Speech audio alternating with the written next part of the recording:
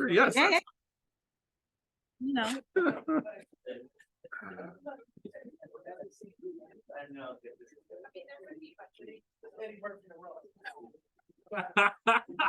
I love the pants on. Oh, Hey, doesn't he have a red leather suit too? does he really? Oh, yeah. Oh my God. I saw it, and that's the at HBO special. That was Eddie. Oh, never mind. All right. It's 7:00. Oh, it was Lee. I'll call the meeting to order. City manager, please call the roll. Mayor Pro Tem Wilcoxon, Present. Mayor Brown, Present. Councilmember Sweet, Present. Councilmember Tucson, Present. Councilmember Simmons, Councilmember McLean. Here. Councilmember King, Present. 6 present. There is a quorum. Oh, go ahead. We know where. I don't. All right. Move to excuse Councilmember Simmons. Been moved. Is there a second? Second. All in favor, please say aye. Aye. Any opposed? All right, thank you. All right, please rise as you're able for a moment of silence and the Pledge of Allegiance.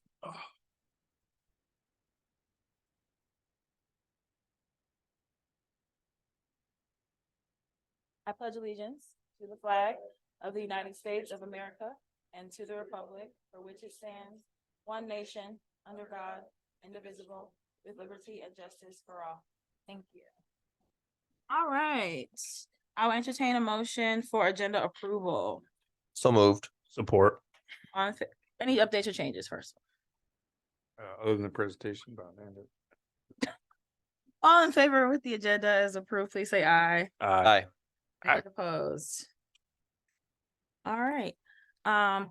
We do have a presentation, but Andrew, I don't have the proclamation. So give us 1 second. Read it. Can I use your computer? Thank you. All right, I got it virtually. I can do it here. All right, we wanted to make sure that we acknowledge National Black History Month. And so I'll read the proclamation. National Black History Month 2024. Whereas Black History Month is a national effort to accord official recognition to the heritage of African Americans and the many contributions made to the development of America and the American way of life. And whereas in 1915, Dr. Carter Godwin Woodson, along with 4 others, founded the Association for the Study of Negro Life and History. And whereas Woodson desired greater impact through the association, which led him to start a National Negro Week in February 1926. And whereas February 2024 marks the 48th anniversary of the observation in the United States of Black History Month. Every president since Gerald Ford has officially designated the month of February as Black History Month. And whereas President Gerald R. Ford officially recognized Black History Month in 1976, calling upon the public to seize the opportunity to honor the too often neglected accomplishments of Black Americans in every area of endeavor throughout our history. And whereas Black History Month, or National African American History Month, is an annual celebration of achievements by Black Americans and a time for recognizing the central role of African Americans in U.S. history. And whereas other countries around the world, including Canada and the United Kingdom, also devote a month to celebrating Black history. And whereas the theme of Black History Month 2024 is African Americans in the arts, from the visual and performing arts, literature, fashion, folklore, language, music, and film. And whereas Black Lives Matter began in 2013 with the goal of rallying around important issues in the African American community and seeks to promote justice and freedom for all. Now, therefore, I, Nicole Brown, Mayor of the City of Ypsilanti, on behalf of City Council, do hereby proclaim the month of February 2024 as National Black History Month in the City of Ypsilanti, Michigan, and I urge all citizens to join me in extending recognition and honor during this month and throughout the year to African Americans for outstanding achievements and contributions to our nation. Given under my hand and seal of the City of Ypsilanti, February 6, 2024. Thank you. So, of course, it's Black History Month, and we want to make sure that we honor, the contributions of all people in this community, in particular during this month, as we know that Ypsilanti has huge influences and roots in the Black community and has the contributions of Black Americans and Black community members in Ypsilanti, historical figures, cannot go without being mentioned. And so I wanted to make sure that we had this on our agenda, as we only have one meeting in February, so that we can, encourage our residents and everyone to participate in activities, support the arts, again, support initiatives and events that are happening within the community to celebrate this month. Is there anyone on council who wants to say anything before we move forward? All right. Oh, is somebody raising it? Did I miss something? Okay, no. All right, thank you. All right, this is our first opportunity for public comment. You'll have 3 minutes to address council. I will start with who is signed up on the list, if any. No one signed up, okay. So we'll start in the audience. When you approach the podium, please state your name and address if you feel so comfortable, and then we will move to Zoom. I ask that folks please remain respectful. We will respect you and listen to your comments. So we ask that you show respect to us as we listen to what you want to share with us. And so I'll start. I see your hand raised. Please come forward. Good evening. Good evening to everyone. Good evening. Good to see you all tonight. My name is Derek Scott, and I am the founder of J297. We are a planning development firm that does community development work across the country, but more so we're headquartered here in the city of Ypsilanti. You may remember last March standing before you all to present on the Water Street development site, a proposal for development that we're still excited about seeing move forward. But since then, wanted to just bring to your attention that we've made some strategic acquisitions here in the city of Ypsilanti, and in just the last year invested more than $3.5 million of our own capital into furthering our commitment to do some meaningful work here in partnership with the city. So last year, the city staff, the city manager, the current community development manager at that time, all were very supportive of our efforts to move forward a 60-unit affordable workforce housing development project. And to the extent that we partnered regionally with the Ann Arbor Housing Commission on a statewide application with MEDC. The results of that application led to a $4 million award for the city of Ypsilanti for two projects that we're doing here in the city of Ypsilanti. One which prioritized that 60-unit development project, and then another that would protect some existing businesses, roughly 31 businesses in a building that was getting ready to be acquired and potentially displace those businesses. We were able to acquire that property and essentially see to those 30 plus businesses being able to continue here in the city of Ypsilanti. With that said, I'm rising to just kind of bring to council's attention through that grant, there's a time sensitivity to it where we're at risk of losing the $4 million award. And particularly that award is also tied to a $8.2 million award for the region with two projects in the city of Ann Arbor as well. And those two projects would also be at risk should we not be able to meet the timelines for the grants. So we've been working really diligently with the city staff. Elise and Katie have been tremendous to work with, have been awesome with helping us move through a lot of the entitlement processes that we need. But one of the sort of final pieces or critical piece is moving through brownfield plan that will come before city council. And so I wanted to just stand to make two requests. One is, as it's presented and raised by city staff, just kind of highlighting the urgency of really moving that forward because that $3 million award is at risk with MEDC, and particularly because we think it's a great opportunity for MEDC to continue to do more to support the city of Ypsilanti and its efforts. And we want to show that we can get something done. And then lastly, sorry, I'll stop there. That's my comment. Thank you. Is there anyone else in the audience who would like to address council? Anyone on Zoom? Oh, Mr. Foley.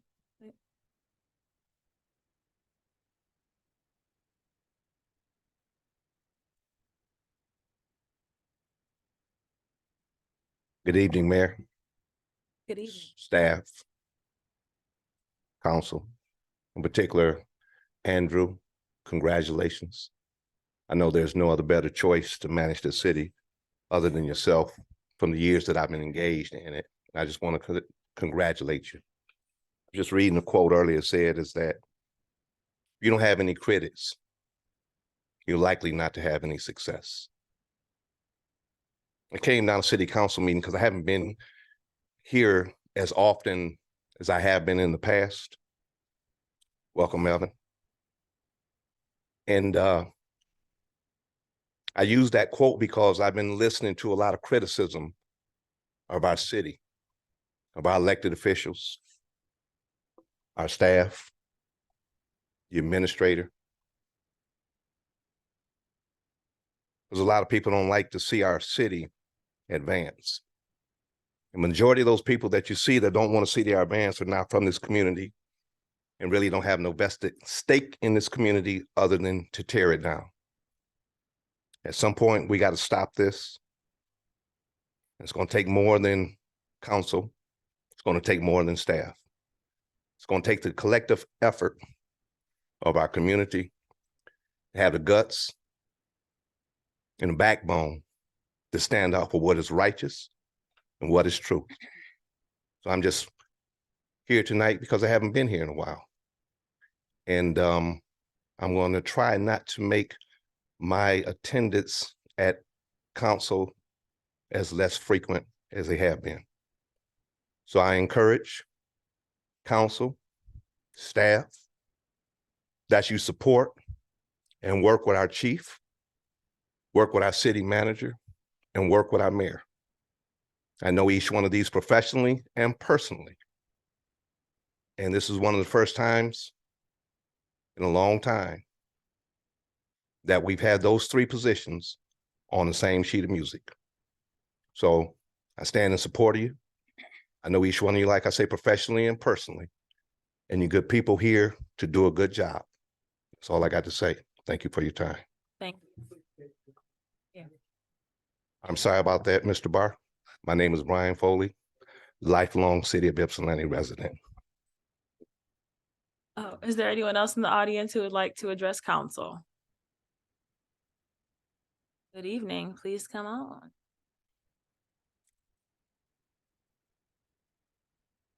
First, I want to congratulate you, Andy, for becoming the manager of my city. If I had been here that night, and I had any way of voting, you definitely would have gotten my vote. Last time I was here, it wasn't so peaceful in the council chamber, or it wasn't so peaceful on the outside. And Andy, I want you to understand one thing, and I don't want you to take no part in Desiree being recalled. Desiree bought that on herself. No different than Donald Trump up in Lansing. So do not take that comment that you had something to do with it, because you did not have anything to do with that. Council, I wish that you all would start to taking the position of, hiring or promoting from within. You have a young lady that's doing the clerk's job now, and some folks saying, oh, she's not experienced. Well, none of y'all sitting around this council chamber here was experienced to be no council person either. And some of you still don't know what you're doing. So I would love it if you would consider this lady, this sister, as being and taking the job as the clerk. As it pertains to the police department, I hear a lot of street talk about how the department is running, and the present chief ran police away. That's the biggest lie ever been told. Jaguski, good for Ypsilanti. They was rotten to the core.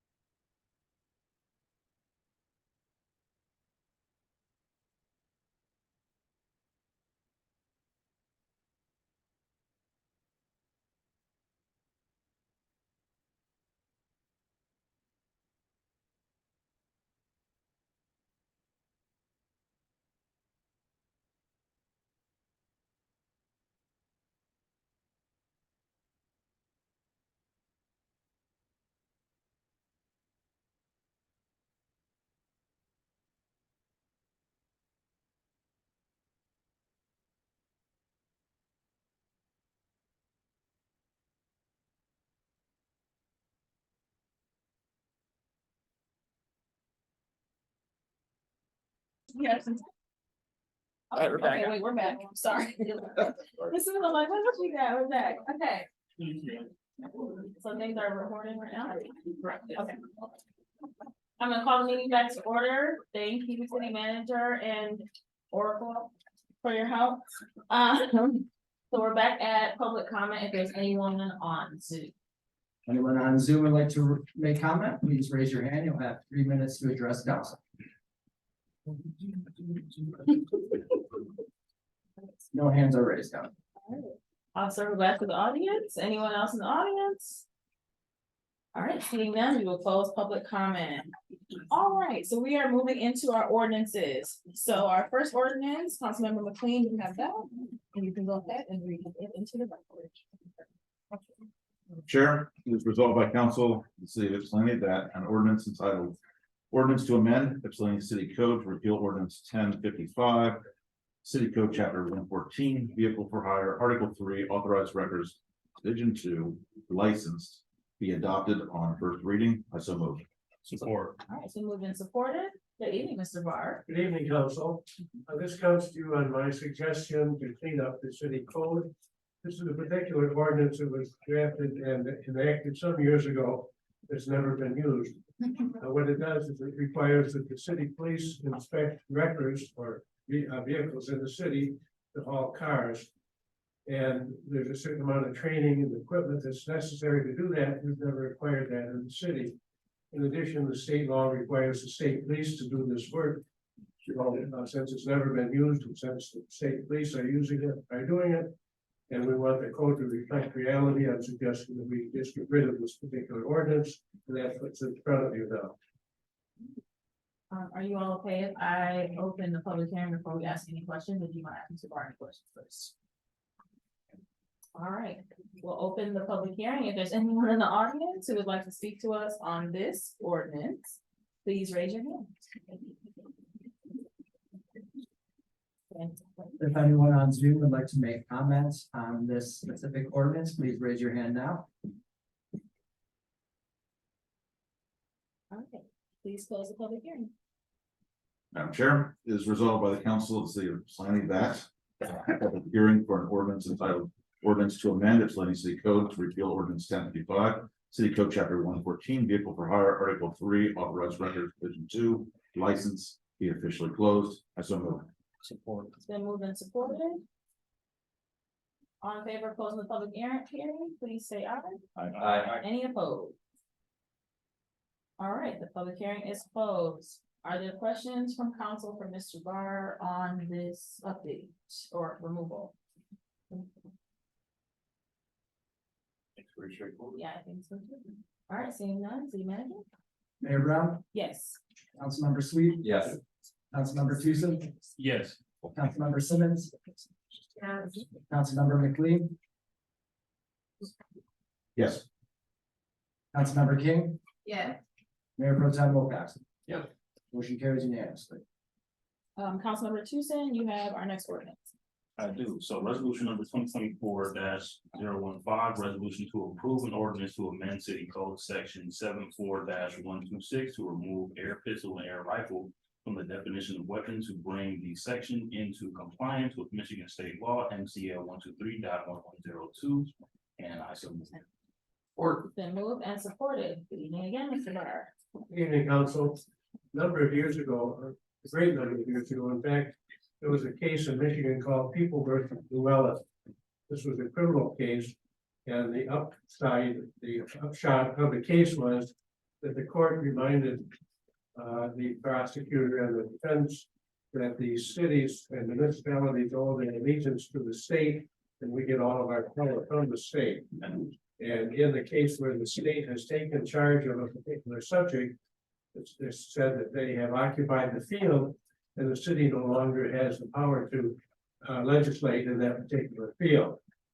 In the situation of firearms, 2 years ago, the state started doing that, taking the field of firearms. They have severely regulated it, and in one particular law that I've listed here, they've indicated that these municipalities do not have power to regulate certain guns, and including those now recently it even includes air guns. And so the state has preempted the field on it. In our city code, we still have the definition of an air gun as a weapon. That's not consistent with the state law. So I'm recommending that we amend the ordinance just to take out the air gun provision. Actually, and that will also, I think, some other, affect some other provisions of the code where weapon is mentioned. It will make it all consistent. Thank you, Mr. Barr. I'm gonna open the public hearing. If there's anyone in the audience who would like to speak to this ordinance, please raise your hand.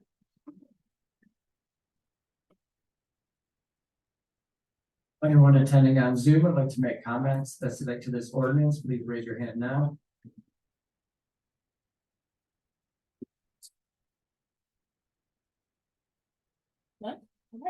All right, seeing none, Councilmember Tucson, can you please close the public hearing?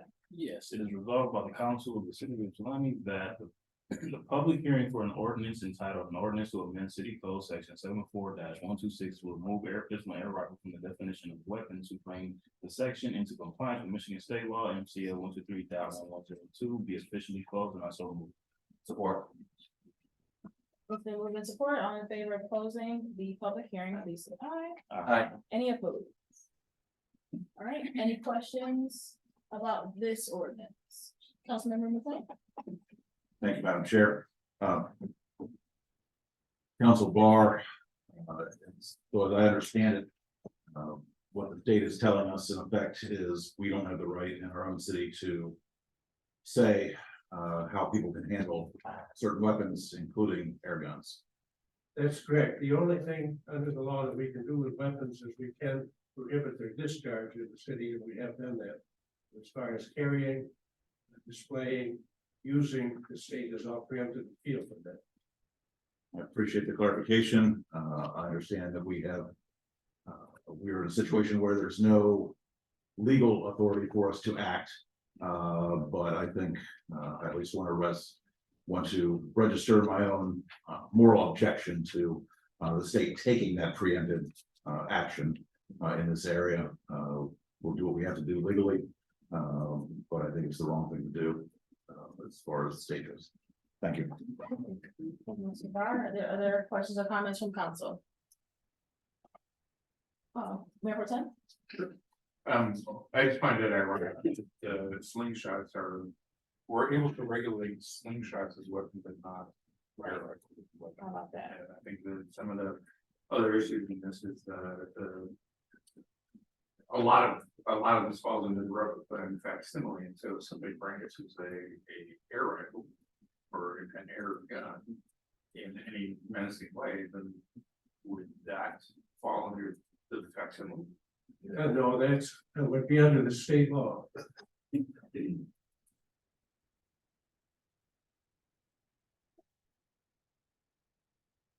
Further question? I mentioned that when an event happens, the police have the discretion, depending on the circumstance, whether to bring the charge under the city law or the state law. Both of them are the same.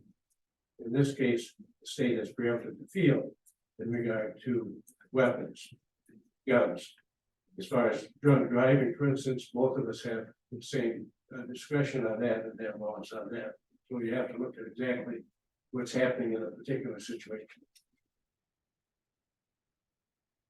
Thank you, Mr. Barr.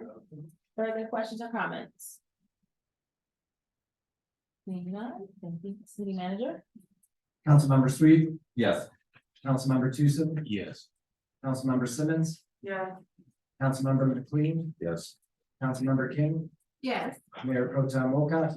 Yeah. Mayor Brown, Yes. motion carries unanimously. All right, thank you. We're on for resolutions, motions, and discussions. Councilmember King, you have our first resolution. Resolution number 2024-017, resolved by the council of the city of Ypsilanti that the minutes of the January 23rd, 2024 city council meeting be approved. I so move. Support. Been moved and supported. Any discussion on the minutes? Councilmember Simmons. Yeah, so I actually, now I don't know, I can't open my civic clerk, my work portal. Well, that's not gonna help because, well, yeah, there were actually a few different, clarifications or changes, or things that I noted in the minute. That I noted on here, why I said it's not. But now I can't open it, so I can't do those, but there were, yeah, there were quite a few. If council would be okay with it, if Councilmember Simmons would send me those, I can make those changes and then post them. Yeah, I'm happy to send them. Alright. And so do we set this aside, or do you want us to? Maybe you can approve it with including those amendments. Okay. And which section, is it just council proposed business? There were a couple of like places.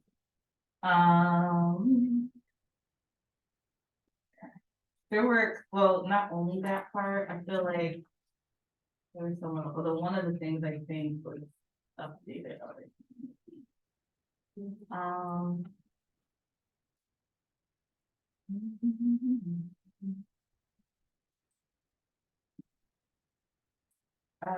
Yeah, it's just, I'm not gonna be able to just kind of figure out without looking at it.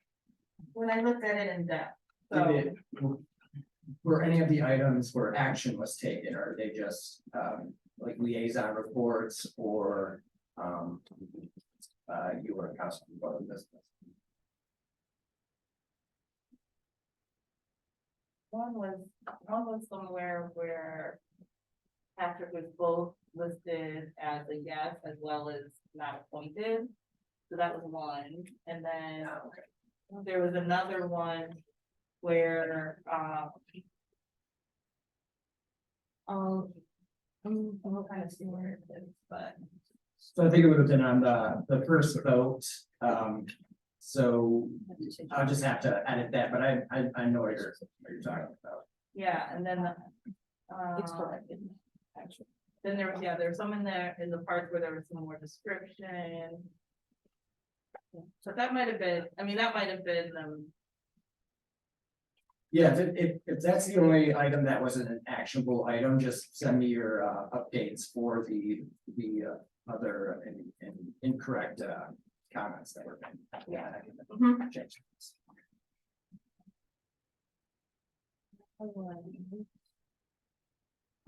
So. Should we do it for friendly, just to say that we will include the updates that Councilmember Simmons is submitting? I supported this. Councilmember King and Mayor Pro Tem. Are you all good? Okay, all right, so we will vote on this with the notion that Councilmember Simmons' comments or updates will be added. Anything further? All right, seeing none, city manager? Councilmember Tucson, Yes. Councilmember Simmons, yeah, Councilmember McLean, Yes. Councilmember King, yeah.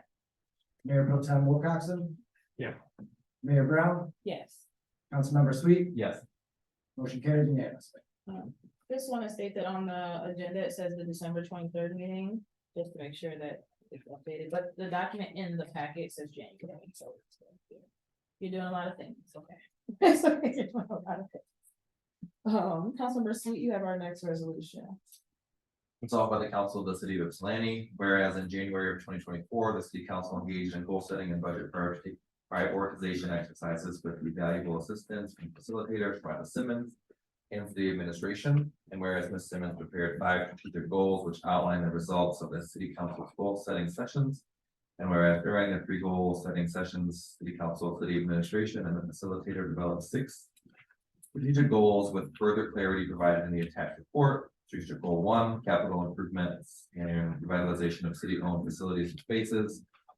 Goal 2, staff retention and creating greater efficiencies. Goal 3, community engagement. Goal 4, community development. Goal 5, infrastructure and investment. And goal 6, financial planning.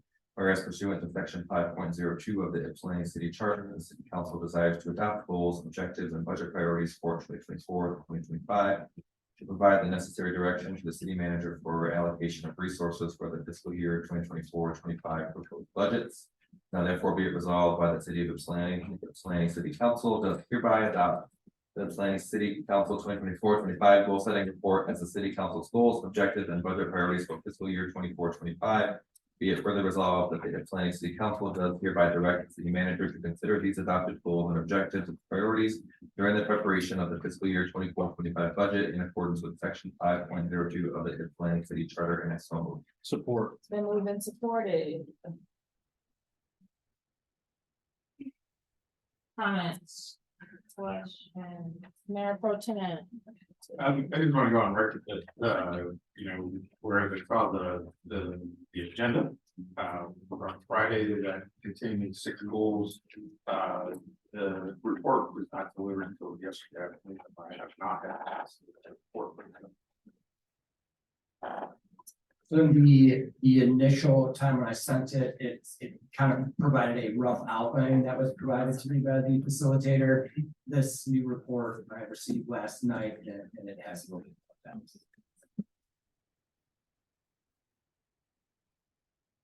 that. And the goals have to be voted on today, don't they? So isn't that required?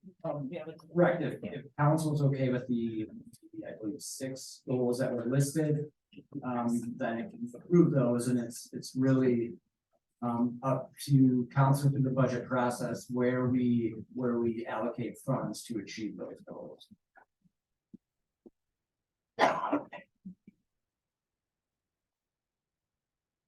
Further comments or questions? Yeah, it's just gonna take me a second, because of course I did prepare and now I don't have literally any of my notes. But, so bear with me on that.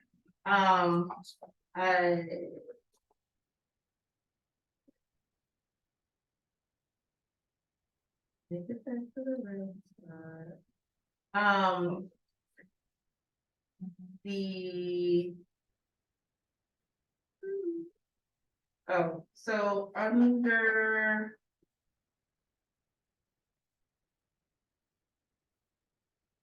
All right, okay. So one part, was under the part 3, communication and engagement. So just in terms of just like clarifying piece for number 2, so, to have that changed to non-armed, non-police urgent response team. And then.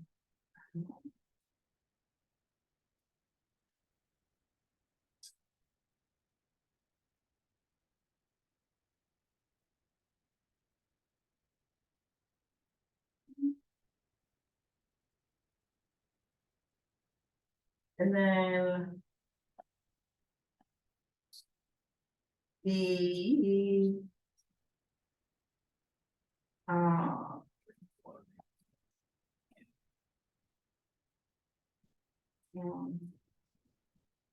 I guess I'll just try to see if I can find them as the conversation goes, like each part that I had a question about. Oh, I guess, the other piece, so like when it talks about the template for the department leads and then the council template, just a question, so these, well, this only has, so this has 5, topics, so this is just, this template would change as our goals would change, because this is, they're kind of named after our goals now. So I just wanted to. Oops. Are you so you're saying? No, I'm just, yeah, I just on here, it just like, I'm just trying to have clarity for it, where it talks about. I guess this is like page 8 and 9 of the document, page 36. Like number 2, council goal template there. Yeah. So like the ones for the department leads, that seems like more like overarching like topics or things that they might put forward, and then these ones are by like these specific topic areas. Which seem like the topic areas are congruent with the goal areas. That we have for this year. I'm just saying that for the template. That's just more of an alignment, and because I think there are 6 areas too. So that would change or shift, or is this supposed, I'm just trying to see like if this is supposed to be overall when you think about what our template will be. No, this is what she came up with based on what was received, like the areas, the buckets. So this would be different. in the Yeah, future. that was just the report, so it won't change, per year to year, it's not gonna be a consistent Right. template. And at the end of last meeting, I talked about having a little bit more in-depth conversations prior to goal sessions, so we can kind of get an idea of exactly where council would like to see this going. Once I have an opportunity to, I'm going to create that survey to send to council to better tool the goal session to make it a little bit more of what council wants to do, what staff feels is most effective in developing the goals. But this is by no means something that is going to bind us in the future. Mr. Brock? I might also say that this is just a tool to give the manager an idea of how to set up the proposed budget. And the council will have an opportunity to look at that budget and make any changes that they desire. Thank you. Further questions or comments?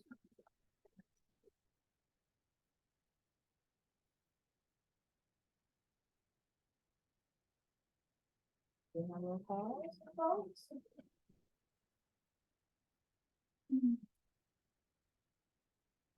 Okay, seeing none. Councilmember Simmons, Yes. Councilmember McLean, Yes. Councilmember King, Yes. Mayor Pro Tem Wilcoxen. Yes.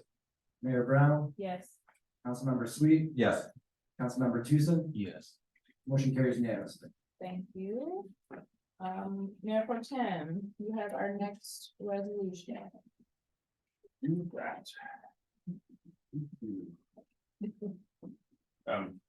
I just want to mention that people have complained that, when they're online, they can't hear us because not enough people are speaking microphones.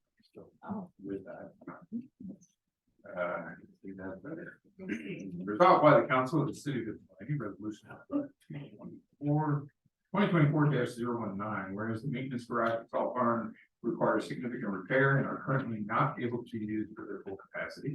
And whereas the buildings need stabilization as the city explores alternatives, and whereas the city engineer Roy Jones has prepared a proposal to provide design, engineering, and bid assistance services for the maintenance garage and salt barn stabilization efforts, and now therefore be resolved that the city of Ypsilanti approves the proposals from OHM for design, engineering services, and bid assistance for the maintenance garage and salt barn stabilization efforts for an amount of $35,650 and $29,830 respectively, and further that any change orders may be approved by the city manager to facilitate the completion of work. And I so move. They move and support it. Good evening, Director Westlaw. Good evening. First off, I apologize for the formatting of this article. We were trying something new, we kind of appropriate goals for performance, and we're working on integrating it better with Civic Plus. That is basically what it says on the tin. I'm here if you have any questions. All right, questions for Councilor Simmons? So I had worked out some dates to go with this question, but I don't have those, so. But one of the questions is, and this will be a repeat for the next one too, which is around, I was looking at the schedule and like the timeline.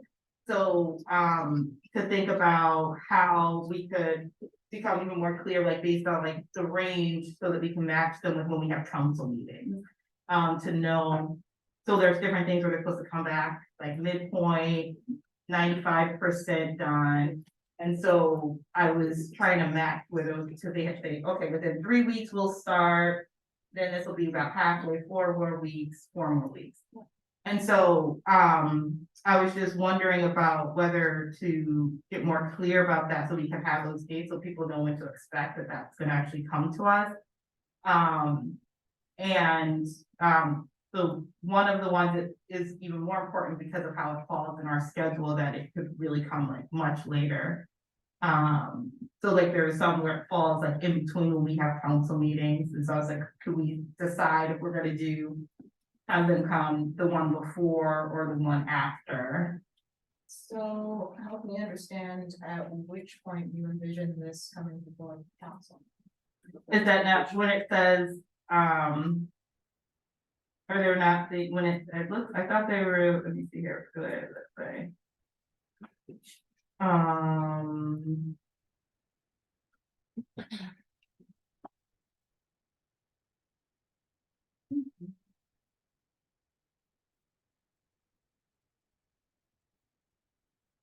So are you saying that none of these things where it says like, okay, bring it before the, you know, whatever, give an update, that's not actually something that's coming in front of council? Correct. That's generally the case with most of these sorts of processes, road design, bridge design.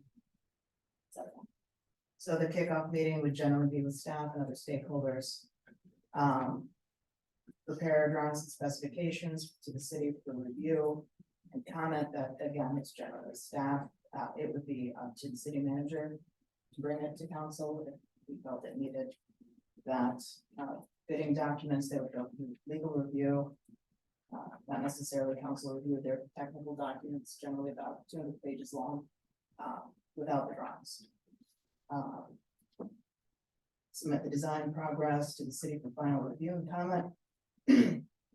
That would not necessarily come before council.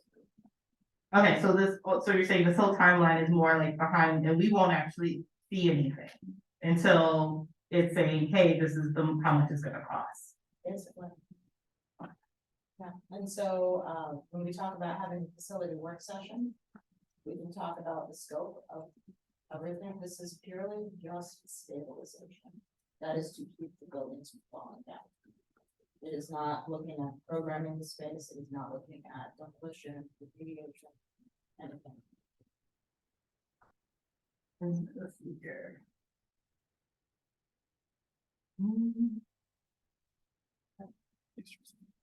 Okay.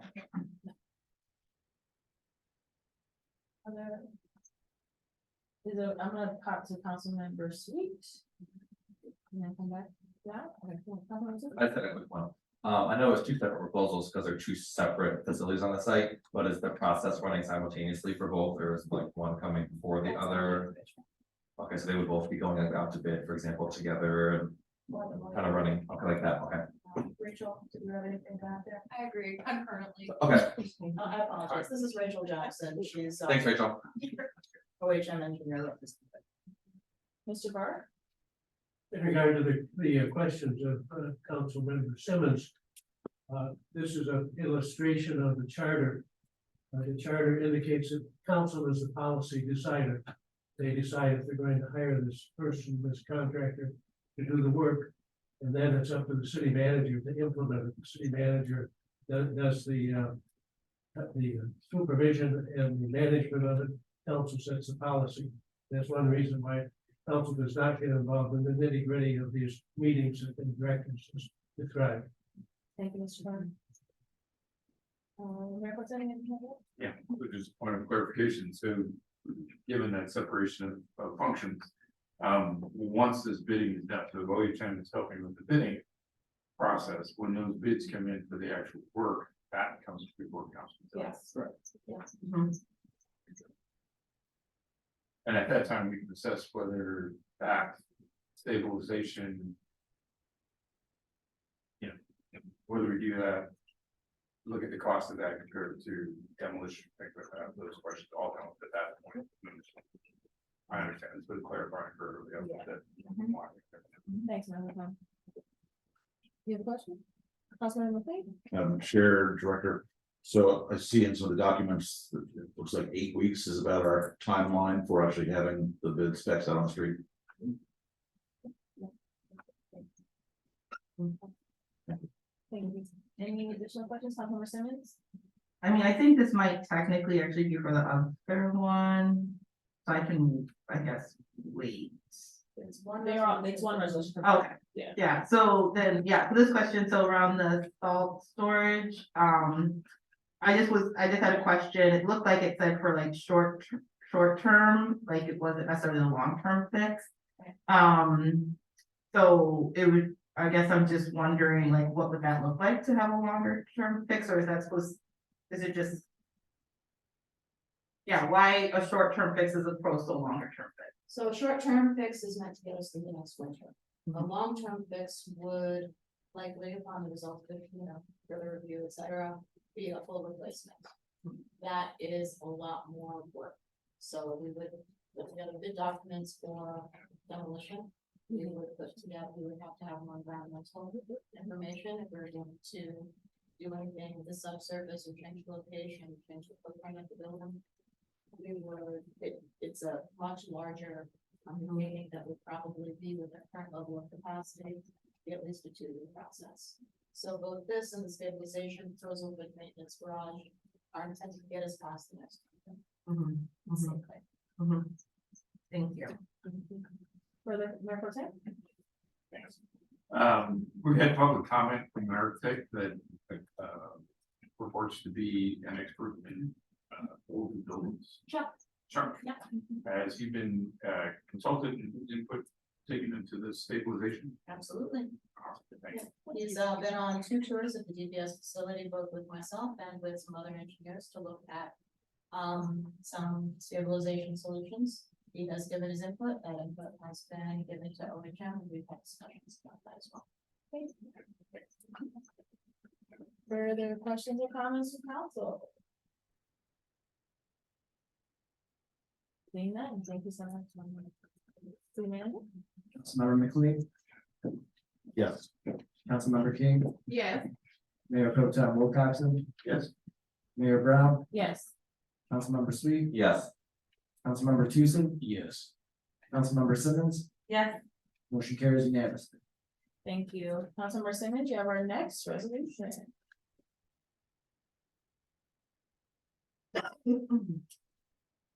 Okay, resolved by the council of the city of Ypsilanti, whereas the city holds a seat on the Washtenaw Area Transportation Study or WAT Policy Committee. And now therefore be it resolved that the Ypsilanti City Council appoint. Somebody You can read it blank. to serve as the primary delegate to this committee and somebody else as the alternate that was there. I so. That's support. If you move to support it, I bought it. Well, Yeah. I'm here for any questions. So we started this conversation a little bit in the last meeting, but You had asked for the schedule, and so I gave you a 50-page PowerPoint. yes. Thank you. And I know, am I correct that we were wondering if you wanted to do it, Councilmember McLean, but it could be anybody. It's a daytime meeting. Yeah, it's a daytime meeting, so you have to be around. Yeah, I expressed interest. Oh, okay. Yeah. All right.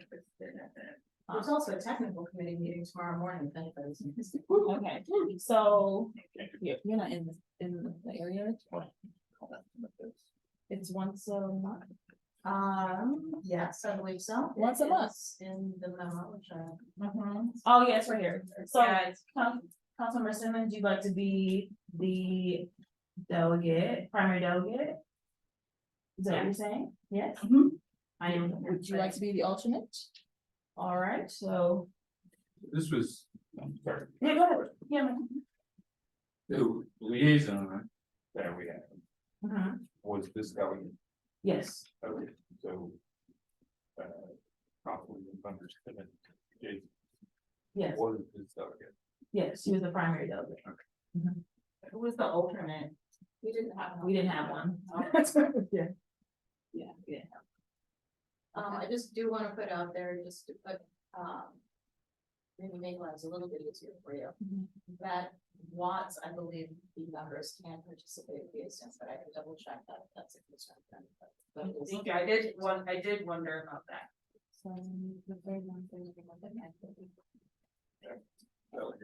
In an alternate. Councilmember, so just a quick question, what changed, why are we, putting an alternate in for it? So there's someone not there, we'll have someone else who can show up, if you didn't have one. Oh, okay. Okay. All right, everybody cool with this, or hold on it, but. Do we need to make an amendment to put the names in now? Yes, I would make an amendment to put the names in, it can be friendly if you'd like, but the resolution should be voted, that includes the individual serving. Right, I move to amend, and so yeah, second, to put, Councilperson Simmons to serve as primary delegate and Councilperson McLean to be the alternate. there's support, Support. all right, we can vote on the amendment. To amend 2024-020, Councilmember King, Yes. Mayor Pro Tem Wilcoxen, Yes. Mayor Brown, Yes, Councilmember Sweet, Yes.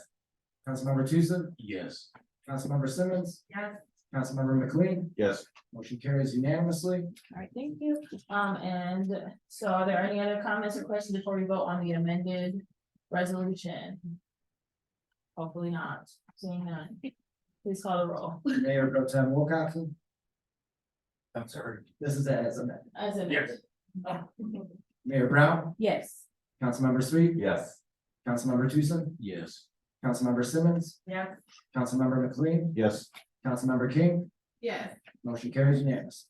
thank you both very much. I'm trying to get through this PowerPoint line that you sent. All right, now we're to the point of the meeting where we have several discussions. So we'll start with the first, discussion regarding the creation of a council finance committee, and I will kick it to Mayor Pro Tem. You want to start us off? Sure, I can find that. Yeah. I was chatting with our new councilperson, McLean, and he said, so who's on the finance committee? And I said. But in light of the conversations that we've had around the budget and, many occurrences in the recent past, I thought it was a great idea. So, I brought this here for discussion. I, sent an invitation from MML about finance, and, wanted to open up here for discussion in terms of how we structure that committee and what the purpose of that committee is and what the purview is. Thank you. I have a couple questions that are kind of overarching about it, and I'm assuming after that we will probably drill down. The first one being for Mr. Barr, for these next two, right, two committees, we have to, how do we create them? Are those by resolution? If we decide we want to move forward with that? Yes, you can do it by resolution, as I remember in our distant past. There was a finance committee that was comprised of the mayor, the manager, and the clerk. I remember the council, if this is something the council is pretty much free rein. What you should do is you should decide what you want the committee to do, then set up a resolution with the duties, and then you would set up a resolution of who you're appointing to it, and their authority and their duties. It would be a recommendation committee, it would not have individual power, but would recommend. Perfect. Thank you so much for that clarification, just to kind of set. Member 10, do you have ideas to kick us off, or you want to hear from other folks what? In terms of the structure, certainly in the past, when we've had council committees, we tried to keep it balanced, from each ward having representation. I thought that having the mayor be involved in this would be, crucial. So that's about all. We had 3 people on that committee, including city manager and clerk. That's a 5-person, divided the calendar doc. I was looking to, Councilmember McLean for input on this as well. And in terms of, In terms of function and role, that would be up for discussion. We had talked about during the goal setting that we have, regular updates. It came back to me that on most boards that I've sat on, and professionally, I get, some cases weekly updates on budgets and sometimes, monthly and quarterly. And so we had talked about having regular updates of the budget, and I thought this, finance committee would be instrumental in getting that started as well. Thank you. Councilman McLean, you have some thoughts? Madam Chair and Will Coxon. I think it's a great idea to have the committee, as I would imagine it. This is just my idea. It doesn't have to be in this limited or this expansive, but two real areas of focus for a committee like this. One would be with regard to the budget itself, to probably have some detailed hearings on individual agency department budgets, giving the council an ability in effect to drill down a little deeper than it might otherwise be able to do, and to bring those findings back to the full council. And secondly, as Councilman Wilcoxon, I think, correctly suggested, some level of oversight on an ongoing basis, whether that's reports on a monthly basis or every 2 months. I wouldn't recommend anything more than that, or a longer period than that. But the worst thing in the finance world is surprise, and this is a good way to prevent financial situations from surprising any of us. So those are the two areas that I think would be worth focusing on. And the suggestion that the mayor be on the committee is an important one. Thank you. Can I ask you a follow-up question around the budget hearings? Can you describe a little more what that would mean, or what you foresee that looking like if it happens? Madam Chair, I know we have some issues that the manager has shared with us about the schedule of the budget hearings and presentations. But what this might do potentially is insert some additional hearings of this committee, where we might, let's say, for example, we might divide all of the major departments in the city up into 3 groups and have 3 hearings and go into the details of each of those budgets, have the directors at those hearings, walking us through their budgets, having budget materials and questions beforehand that we may want to prepare. Okay. So for instance, if we hear questions here, bringing them into the smaller group to tease those out so we can bring them back to because we only have limited number of meetings. I got it. I don't think anyone here wants me to go into excruciating detail when everybody's here and in the regular council meeting. It saves you from that thing. Yeah, thank you. City manager. When Mayor Pro Tem brought this to my attention, I thought it was a great idea. I think doing it every 2 months and then providing reports. I think often when we do budget, it's kind of just so much information at once that it becomes very difficult to digest it properly. So I think this will give council an opportunity to really look through things as well as keep an eye on where the budget's at. And it will also help us prepare for goals in the future because we can understand our financial situation a little bit better. Thank you. Councilmember Simmons. So I know I just, I had a meeting with a resident, yesterday that was talking about, budget and thinking about, how the community can best understand what's happening and, yeah, like just be able to dive into numbers as well. I guess some people really want to do that. So I don't know if that would be another place where people who are really interested in a budget would be able to go to those meetings to kind of get that deeper dive too, or if this would be not considered kind of as open as that. Madam Chair, Council. Sure. Yeah, go ahead. Good. I think transparency is a good thing, and that's in fact one of the purposes for this kind of committee. And absolutely, I think it would be appropriate for the public to attend, be welcome, have access to some of the same documents, and be able to ask questions as appropriate. Also, if the mayor and then a member of each board were to be on the committee, it would be subject to the open meetings act. Yeah, that's what I was, yeah, before. Mhm.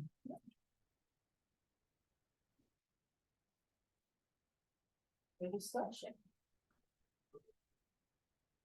I mean, when Mayor Pro Tem brought this up, it aligns with a lot of the things that we were all saying during the goals around staying on top of the budget, making sure it's connected to our goals and having checks and balances. So I support this. And I think that the scope that Councilmember McLean gave is not too broad, right? It's two particular things that we can focus on to make sure that we keep things on track and we're supporting our city manager and the departments. And so I would likely, my personal preference would be to keep it to those two, because that's a lot of work in itself. So yeah, I would love to see something come back on this. Would you like us to?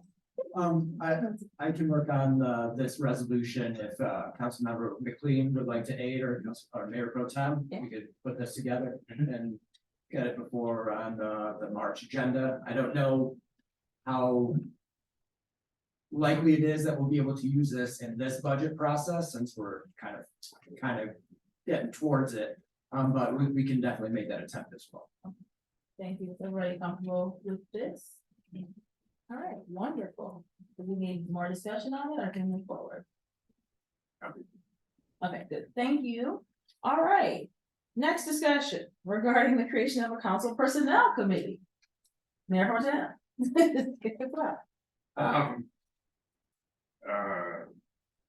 Again, there have been various things that have happened in the city in the last I'll say 5 years that have been surprising and controversial, that could have been avoided or handled differently if we had had more consistent monitoring of personnel issues.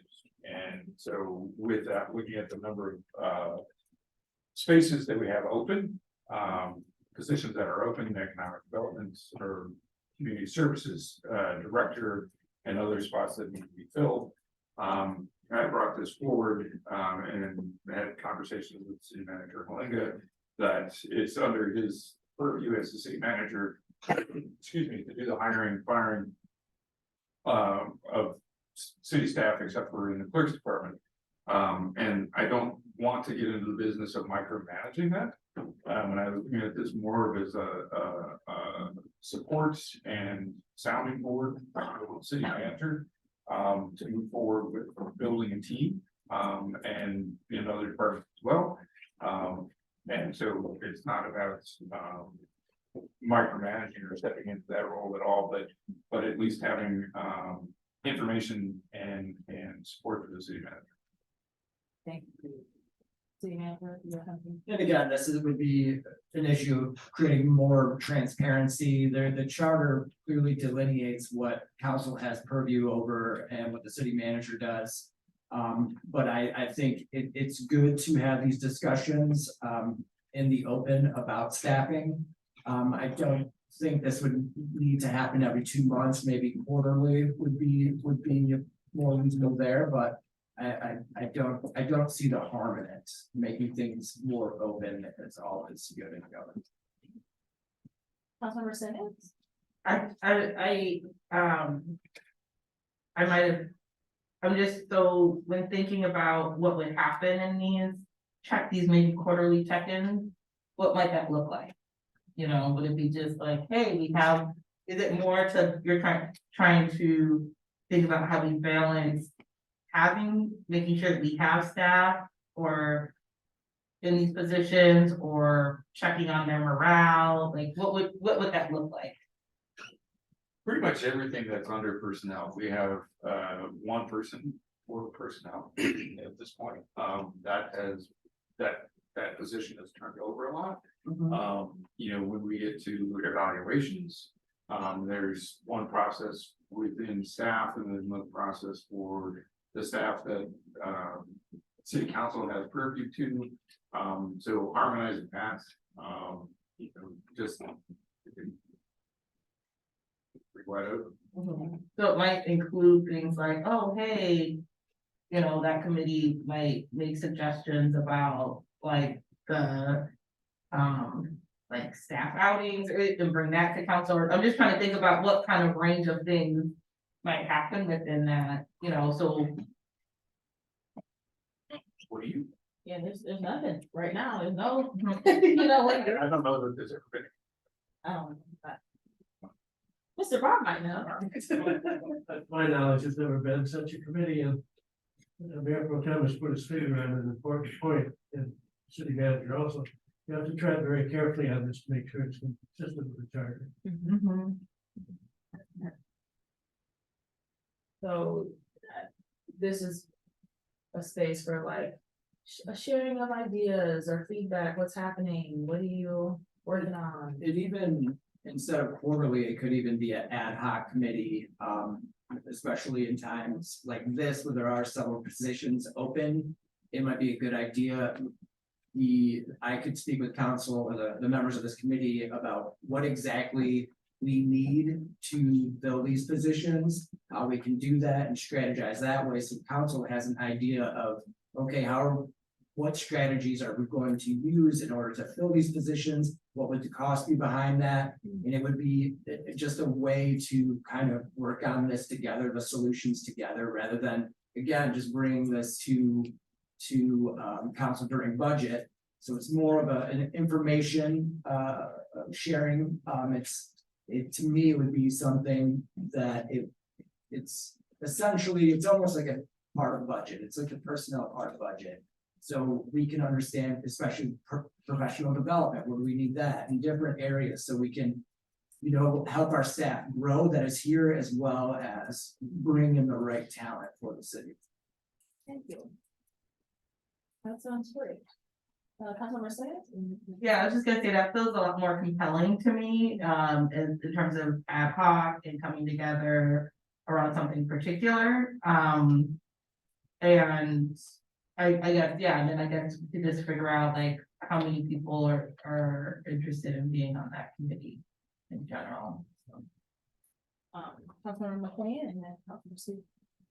Madam Chair, I would hope, one of the things I would be interested in seeing from this committee is making sure that our recruitment methods are such that we are bringing in a talent pool that reflects the community. Thank you. Councilmember Sue. Are there other internal, like, committees that have already been centered around staffing? Like, is there a safety committee that's been recently restarted too? Correct, there is a safety committee that was just re-engaged.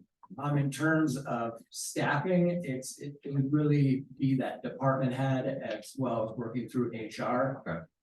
But again, with these ad hoc committees, we could bring the department head that, you know, has the most need. And bring that person forward, and we can all strategize on, okay, this is what I need, this is gonna be the dollar sign behind it, we need this training, this would be the dollar sign behind it. And then again, it prepares council for the budget and moving forward with that. So it's just, again, it's a tool for council to use to understand where the funds need to go for this. And as well as informing council of the recruitment methods that we are using. Further comments, questions, discussion? Mayor Pro Tem, sorry. Just again, in terms of the participants in the committee, having balance across the wards. To your discretion, whether you want to be on this as the mayor, I don't want to keep committing you to more things that, you know. No problem. But then certainly the city manager, the clerk, and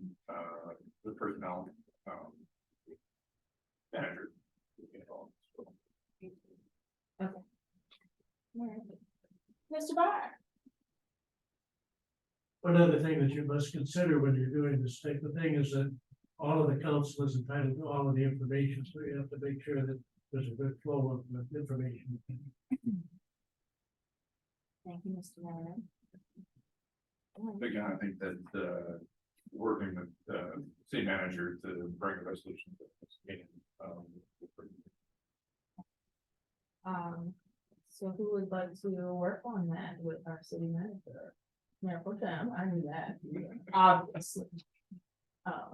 Is there anyone else? I don't know. I'll support. All right, are we good? Oh, I was gonna say, before we move on, can we turn the air off? I know it's a little warm outside, but I'm really freezing. Okay, thank you. All right, I feel like, okay, all minds are clear here for now.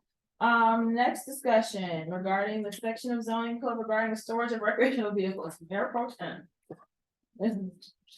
On. You're on a roll. Yeah.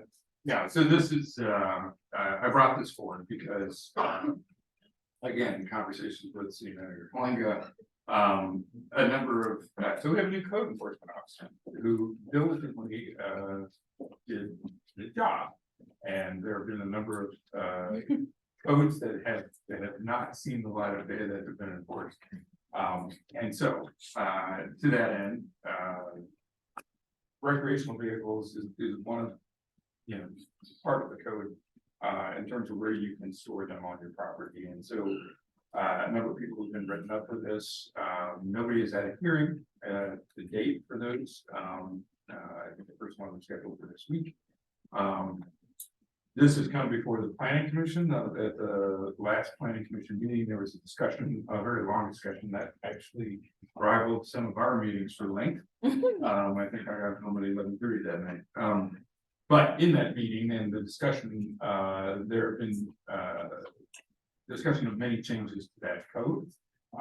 And that will be up for public hearing coming up soon. And so I brought this forward and I talked to city manager Kalinga about ways that we can keep people from being cited while this is being discussed in planning commission and the public hearings are happening. And so that somebody doesn't get fined one weekend and somebody with the same violation the next week is perfectly fine. And I get there's a legal issue with that, but we talked about different ways to keep those people from getting fined while this was going through the machinations with the planning commission and with council. There was one thought that there was a resolution to suspend that part of the code, but that would violate council, having some oversight over the code enforcement people. And so the other alternative was to have the city manager adjourn those meetings or adjourn those hearings until planning commission could approve that. And we figured at this point, Mr. Barr would weigh in on all of these as well. Okay, so, Mr. Barr. The city attorney does have discretion in regard to this as to what to charge and when to charge it, when to dismiss it. So if it was the will of city council, I could pass it on to Mr. Ojak and the city manager to hold these hearings in abeyance until the council decides on the view. So one thing is I want our code enforcement to enforce all the codes. It helps council know what's out there, so we know amendments to make, and it's not up to staff to decide which codes we enforce. Right now, those citations are still standing, but they are on hold. One that was scheduled for Thursday, where we will adjourn it. And depending on what the planning commission determines, those will either stand and we'll have hearings set, or we'll have the court dismiss them. Thank you. Looking around. Yeah, look both ways, so, make sure. So in light of that, Yeah. your comment, do we need to do anything Yeah. tonight to add to that? I'll leave that up to the city manager. I wouldn't think so. I think those tickets they stand, but they are on hold. And we will allow planning commission to weigh in if this is in fact amended, then we will request that the court dismiss the tickets. Thank you very much. All right, thank you. I think that ends that discussion. All right. Next, determine the process for filling the city clerk position.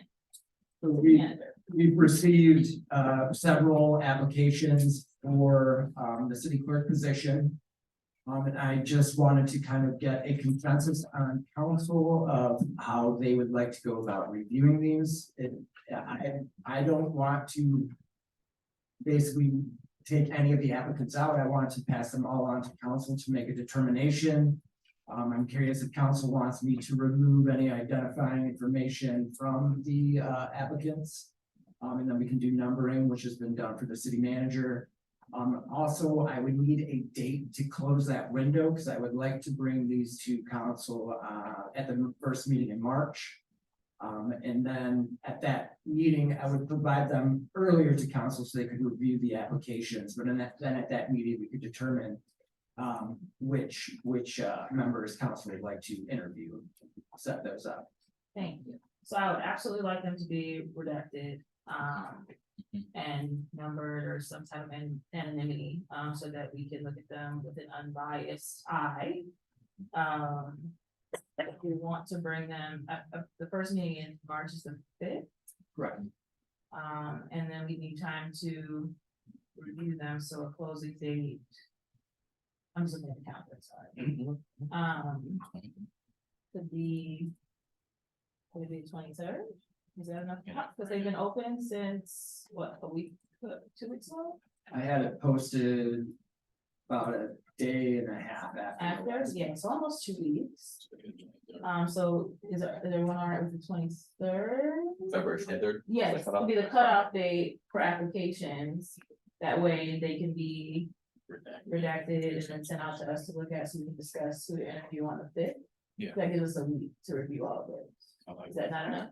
I don't think that's gonna be enough. A week is not enough? Oh, okay. Well, because it's gonna take some time and then, yeah, a week and then the meeting, plus whatever else we have to look at for that meeting. Which will probably be a lot because it'll be our first meeting after a break. So today's the 6th, so the 16th. Yeah. I mean, we only have a couple options if we want to bring it back on the 5th. Yeah, I would say next week, if it's already been open, that makes sense to me, so that we would have a couple of weeks, we don't know how many we're looking at, and then we have to go through them and then. Where has this been posted? This has been posted with MML, MAM, Michigan Association of Municipal Clerks. It's been posted on our website, so we've spread it around as well. Okay, so we'll close on the 16th and get them back from the city manager redacted, and then have about 2 weeks to review. And be prepared on the 5th to discuss who we want to bring in for interview. Or do we, depending on the number. And that would be- What it was, Oh, okay. No, no, You're go gonna answer my question. I said, then that would be a to be determined number of right. how many we want to interview based on what the candidate pool looks like, What is what you're saying. Yeah. Okay. Do we know how many we have now? I don't know the number off the top of my head. It's between 7 and 10. I can provide council with the exact number. Okay. Tomorrow morning. Okay. All right, so we'll close it on the 16th. And then we will discuss on the 5th. So that means that folks have to review all of them, no matter what the number is, and come prepared to discuss how many you will interview, who will interview, and dates to interview. Now, personally, I'm just put it out here, we're already looking at the calendar. Feel like maybe we should talk about some potential dates for interviews, just to get prepared. Ahead of time, because we seem to always have some difficulty finding a date that everyone is available. So we don't necessarily have to confirm it today, but maybe just think about when. So we're discussing on. So if we're gonna discuss who to interview on the 5th, if you're prepared to pick an interview day, or we can pick one today, I would be okay with that too. Just so to prepare schedules and things. So that require like a special meeting. I would, yes, it require a special meeting. So we meet on the fifth. We meet on my birthday again this year. Oh my goodness. Yeah, this is my third year. Yeah. It's a leap year, that's why this year. Yeah. Alright. I accept it. No, I don't, Mr. Barr, no, I don't. It was a joke. No, I don't, it was a joke. Jokes. Do you think we want, how much time in between, like, would you think between, decide? Cause we have to notify folks and make sure that they have time, yeah. Okay.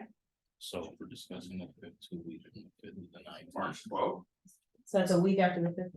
Yeah, of the week. If we wanna look at the next week. League of Cities, they have a, it's the week of what, Oh, that's, of March? yeah, Oh, March 12th. the League of, the NLC? Capcom.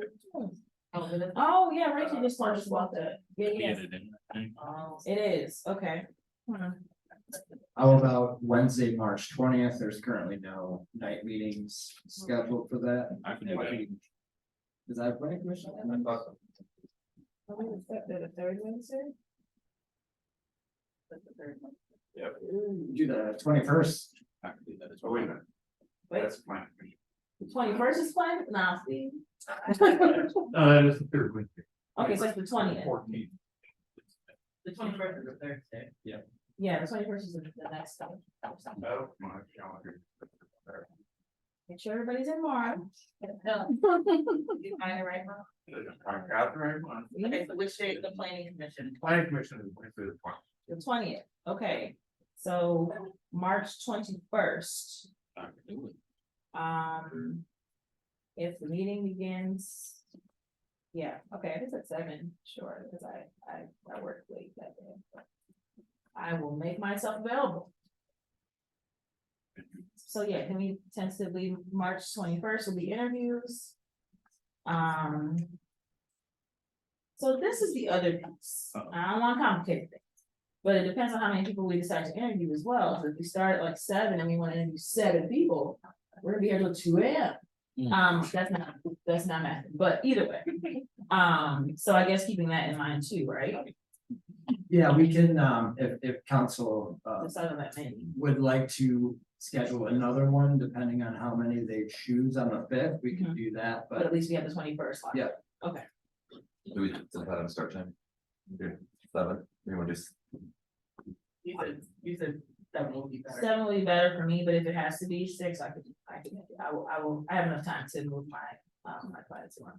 If I need to. So would you all like to start at 6? That would first be my personal preference, but Okay. when I think about like interviewing. Yeah, yeah, okay. I will adjust my schedule, so we can start at 16, that's fine, if that works for everyone else. Word interviews. Anything for y'all, you know, I'll do it. Okay, I'll do it, okay. Okay, so, just to recap. The 16th, the posting will close, we'll get all the information redacted. We will come ready to deliberate and talk about who we want to interview on the 5th. With our interviews scheduled for the 21st, and if we need an additional date, we will figure that out on the 5th. Okay. Did everybody feel good about this? is there a way that we can, when doing the feedback, like solicit from the city manager as well, since he has done the job and the work, even though this person's hired by council, but can that be a part of the, like to hear his recommendations as well for this position? I just wanna, I just feel like it's, when you have someone that's done the work to review the applications, I think it makes a big difference as to Mhm. having that person have input. Well, at least make suggestion, Yeah. City manager, yeah. but I don't know what your thoughts are. I've looked at them, if. You know, it, just as long as it's redacted, if I'm asked a question, I can answer it, but I would prefer to kind of stay silent on this. Okay. I think it's Yeah. All right, thank you. Further discussion on the process. So also keep in mind, you will have to, you have questions prepared for the interviews, you can start thinking about what those will be. You probably want to go about doing that.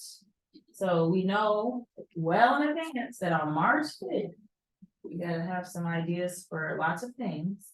So that we do not belabor this process, but I think it's a very important position to fill, and we need to let our city manager do his actual job. As soon as possible. Councilmember Simmons. So, so for this process, so we're kind of holding it as our own, could we do something where we send you the questions, like how we, to pull together? Yeah. You know, just in terms of like the process for the question piece, like if we want to do that before we were sending them to like a party or whatever, but. You can send that to me and I'll compile it if that works for council. Or if you can do it to there, whichever. I mean, I don't want you to take on much more at this point, so I have no problem compiling them. Do we want to talk about like 2 questions a person like we did before, or? Does anybody have ideas about how they want to see that? That'd be 14 questions. But there might be some overlap in them too, right? So I'll be able to kind of.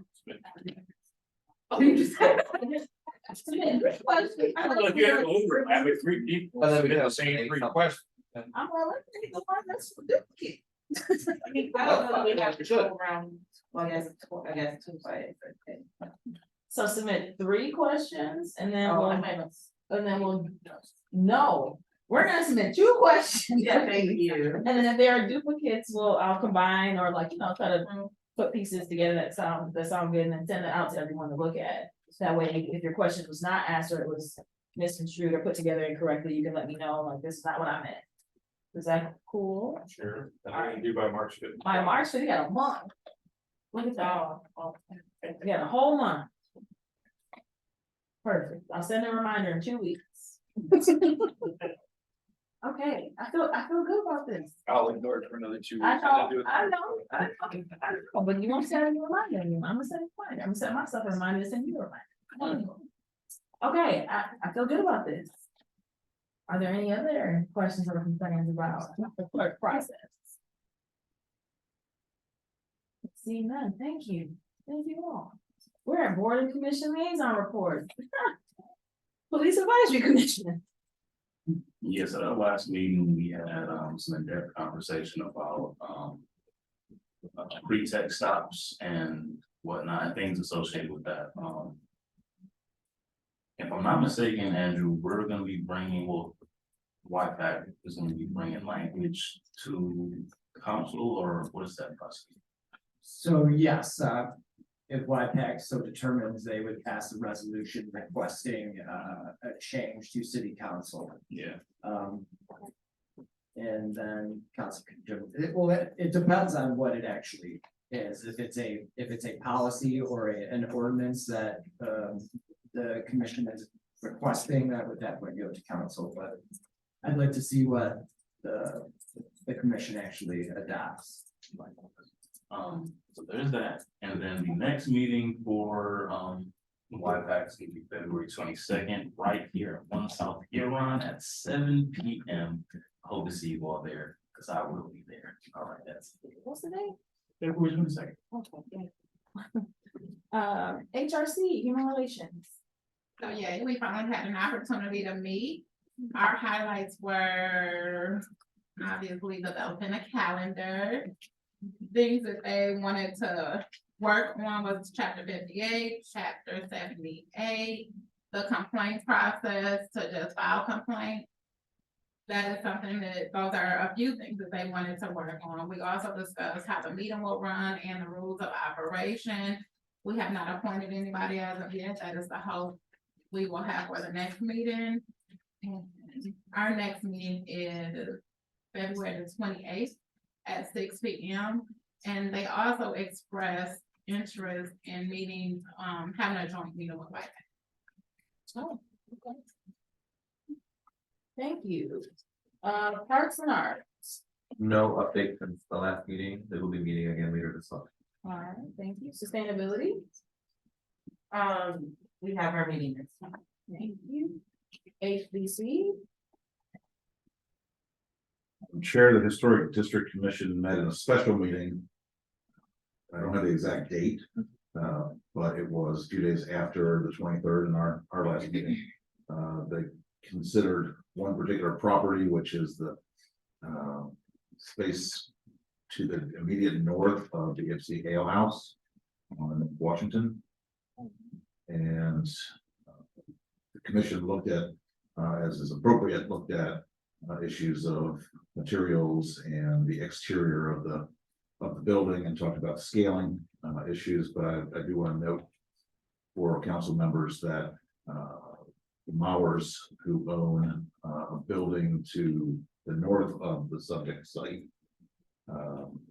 came and expressed concern about encroachment into an existing easement in that building with potential new build. And that would apparently, according to them, compromise their existing parking. So the district heard them, but did not address those issues, as that is not germane to their jurisdiction. But presumably that's going to come forward with the planning commission. Thank you. I'm sorry, what property? I'm just trying to understand what you're talking about. Parking lot north of the old hotel with the ale house. Okay, The parking lot of the house. so they were looking at the parking lot? Parking lot, the building on that, and ours house. Oh, okay, so this is about a potential build on that space, not that something that currently exists. Correct, and the potential build is a multi-story, probably 5 or 6 stories. Multi-use residential, mostly apartments in the upper floors, but with some other space in the lower floors. This is the one that we were hearing about earlier, the potential one that Eric was talking about, yes? Okay, thank you. Thank you. Planning commission. No updates, we've got. Question. ZBA, I don't think there was a meeting. There was no meeting. Yeah, okay. SEMCOG. No updates.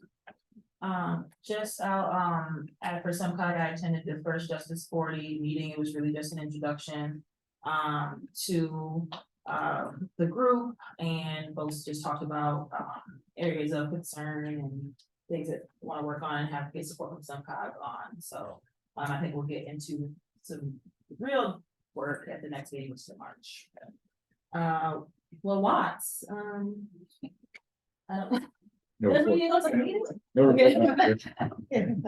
I mean, I do have some comments I think to make. Oh, yeah, about Watts? I mean, well, about kind of things that might come before a while, some point. Oh, They're not there yet. gotcha. All right. Urban County, I don't have an update. They didn't meet, right? Okay. DDA. We have our finance committee meeting in the morning, and then next week, Thursday, All right, finance committee tomorrow morning and the monthly DDA meeting next week. Thank you. Pool, Rutherford Pool. I believe we're scheduled to meet this week. We'll get the first meeting tomorrow. All right, council proposed business, Councilmember. So, the first thing I would just like to address my vote at the last meeting, just because I received quite a few emails.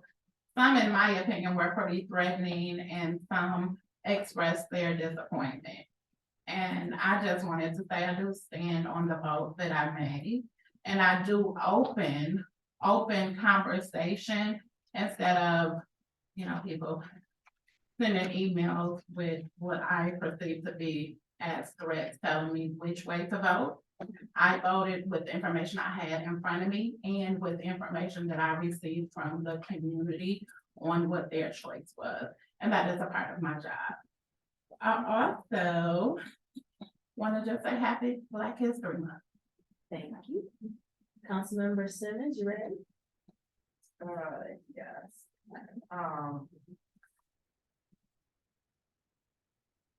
So, trying to make sure I don't forget. Let's see here. This morning I was able to join the Thriving Downtown meeting, where now we have a little bit of a tagline saying downtown, a place where you want to be. And so just a couple of things to bring forward, just to keep the council updated on those conversations. We talked about a number of things. I was only able to be at the first half of the meeting. But we talked about like thinking about different making and other infrastructure. That was one of the high priorities. Also, public safety, and we talked about connections with air-based safety. We also talked about, they also highlighted the need for more networking and marketing opportunities and connections for the businesses. Some folks also brought up things like vacant building fee and ways to incentivize filling the commercial properties as opposed to holding them vacant. And then there's also conversations about different code issues. So things where, so this came up too when they were talking about placemaking and things where businesses might try to extend to outside space, but that our code does not align with that. And so I'm going to try to get some more information and see what things we can talk about and consider here in council. I also wanted to say too, so for folks, I know there's been lots of questions about Dorsey Estate, and I was able to join a meeting with staff and Renovare folks to get some more updates, and so I'm going to share those out more detailed on my page and things of that sort, but also just to say, like I was definitely encouraged in that, feeling that the Renovare team has been very responsive to things that we brought forward to them and questions. And so I did bring forward a lot of the questions that either people have expressed to me directly or that have been posted on social media. And so look for that, but just in general, they are looking to probably start doing some work around sales and promotion within, next month or so. And they also will be doing a lot of education and work with folks here who currently live here in the city. And so excited about seeing some of that happening.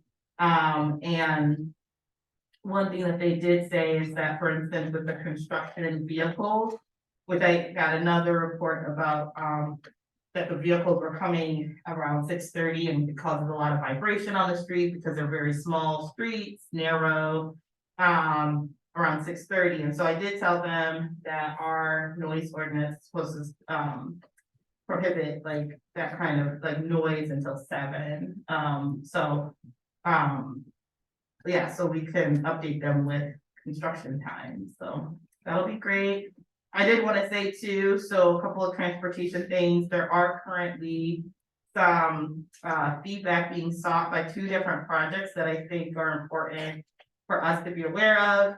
One is one is focused on Washtenaw expansion or changes. There's something that includes a dedicated bus lane, which y'all know I love. And so like that's something that people can actually like vote on or give feedback on. So that's currently underway. And then also there's also a project.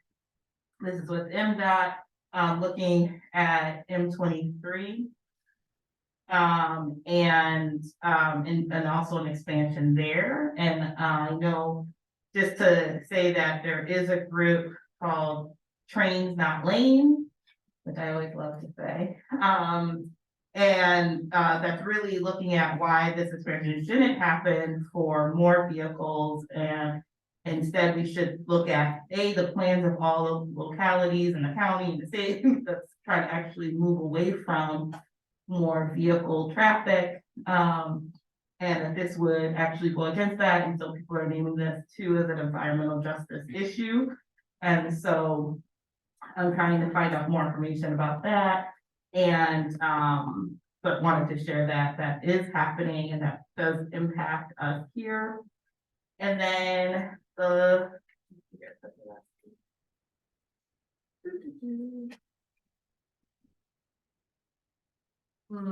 I think that's then I wanted to just do a quick little for Black History Month.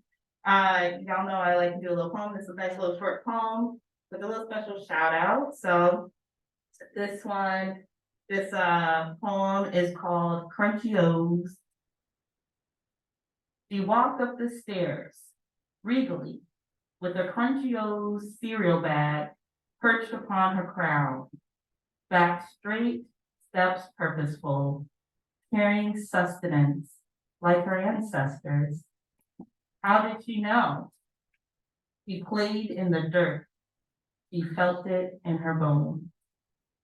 So I just want to give a shout out to all the mamas, the sisters, the daughters that have sustained our communities across time and will carry us into the future.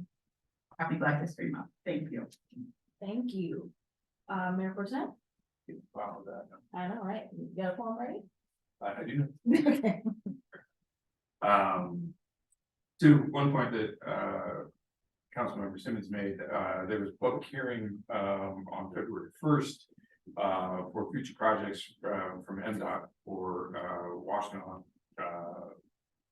revitalization or repairs. It's now to the point that Washington Avenue from Ann Arbor to Ypsilanti is up for repairs. With an open hearing, I think you could still submit comments. I didn't do that because I couldn't make it to the hearing, but this pertains to a short section of Washington in the city of Ypsilanti going up to Hewitt.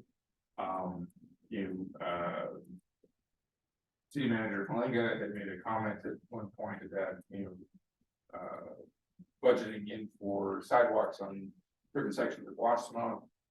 I think that could also be wrapped into that. There's a group called Ypsi Urbanists that has met and was getting people to go to that and make public comments. There is a report from Reimagine Washington that is 10 years old now. And Nathan Boat, who used to be our city planner and who is now working at the county, suggests just reminding those people of the recommendations from that report 10 years ago. So having a dedicated bus lane, having things that are possible, or having a dedicated bus lane, having buses that can communicate with the traffic signals around 23 especially, so that buses can be prioritized to make through traffic. The ride has with their recent millage, there was language about having express buses. Express buses don't do you much good if you're stuck in traffic, so that would be part of that as well. So unfortunately, I don't have the information for the link to go and make those comments. I will find that and forward that as well. This week has been, I've been contacted by the media and have watched a lot of chatter on social media and some of the emails that we have received as council regarding discussions with the state of police for coverage. And there's been a lot of misinformation out there. I was wondering if, as part of my time, Chief Moore would like to make a statement about that and the accuracy of that information. Well, my thunder. I was gonna do the same. Thank you. Chief Moore.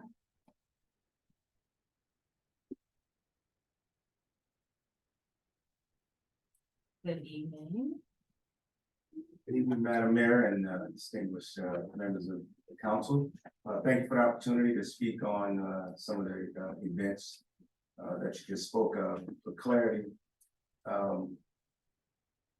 City of Ypsilanti Police Department, we have been experiencing staffing shortages just like many other public safety organizations across the state and across the country.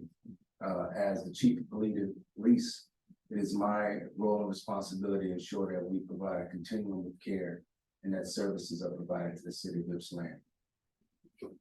In being forward thinking and trying to mitigate and find ways to bridge the gap, we have been in discussions with the Michigan State Police to help us provide some services, police services for the city of Ypsilanti.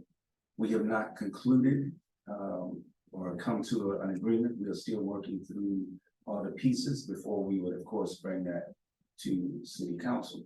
The ask of what we've asked from Michigan State Police is different than the MOU that we did with the county for a specific service, which was investigations.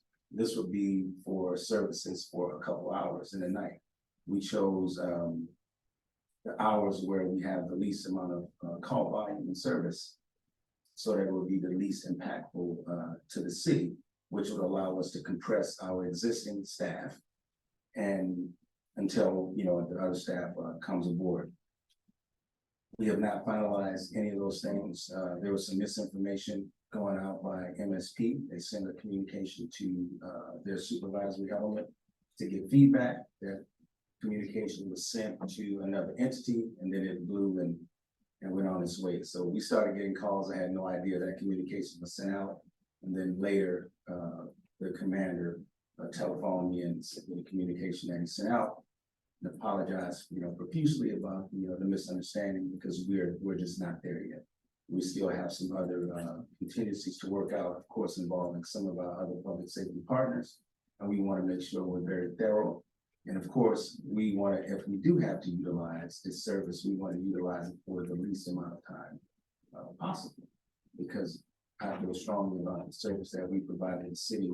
And so it's a personal point of pride, and I want us to lease our own.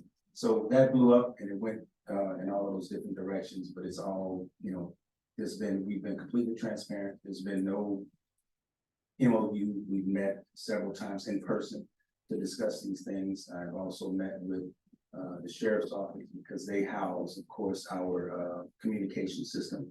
And so we have to make sure all of those things are in alignment if we do go forward with any type of MOU to bring forward to this body for approval. Thank you. Other questions from council on this? Thank you very much. You're very welcome. All right. Thank you, sir. Anything else, Member Chapman? No, that's it, ma'am. Good way to close. Thank you. Councilmember Sweet. I'll just say that at the end of this month, we'll have the opportunity to attend the annual statewide MParks conference for Parks and Recreation across the state. So we look forward to bringing some items back from that. Thank you very much. Councilmember McLean. Madam Mayor.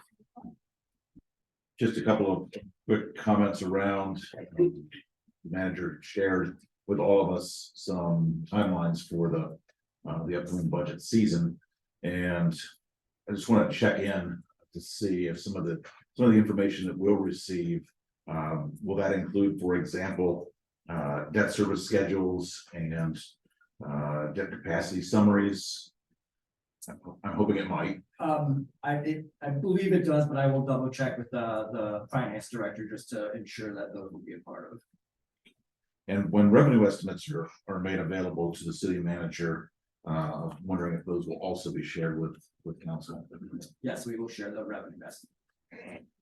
I appreciate that. My only other comment is to commend the mayor for her public comments on the situation with the police. I thought she did an exceptionally good job with the media, and she was measured and diplomatic, and I can only hope that I can be that diplomatic under the circumstances.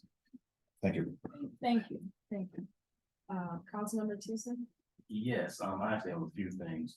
So first and foremost, on February 17th at 6:30 p.m. at the Riverside Art Center, the brother Deshaun Leaf, who is the leader of the Underdog Nation, will be holding a Black History Month event, and it's aimed at the youth. And the event is, I'm not trying to say, it's to have the youth create art, whether it's music, dance, poems, whatever it is, that depicts something in Black history or Black history figure.